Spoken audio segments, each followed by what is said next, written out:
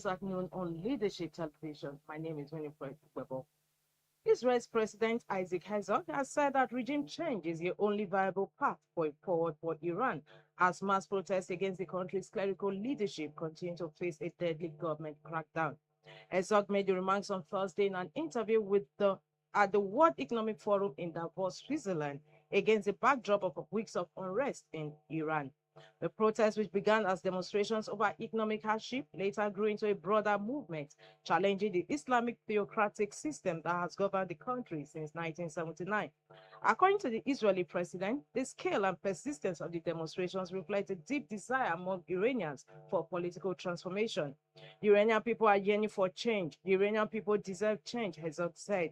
He argued that lasting stability and progress in Iran could only be achieved through a change of leadership, adding that such a process must be driven eternally by Iranian people with backing from the international community.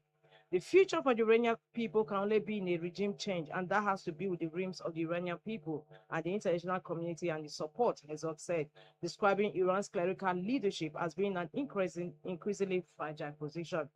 Leadership Television reported that protests broke out across several Iranian cities from January 8th, with thousands taking to the streets for days. Activists say the demonstrations have since waned following a hard security response by authorities, which included the use of force and a widespread internet shutdown that limited communication and reporting. Iran and Israel, long-standing regional rivals, remain locked in heightened tensions. While Israel has publicly expressed support for Iranian protesters, it has also said it doesn't plan to intervene directly in Iran's internal affairs. Earlier this month, Iranian authorities accused Israel of attempting to undermine the country's national unity after Israeli Prime Minister Benjamin Netanyahu said Israel stood in solidarity with the struggle of the Iranian people. The human cost of the unrest remains a major concern. The latest protests come amid an already volatile regional climate. Last year, Iran and Israel fought a 12-day war after Israel carried out strikes on Iran nuclear facilities and residential areas, saying the attacks were intended to weaken Iran's nuclear research and ballistic missile capabilities.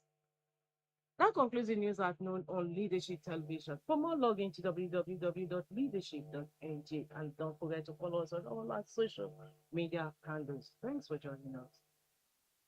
Thank you for watching. For sponsorship and advert placements, please contact 080-3688-6158.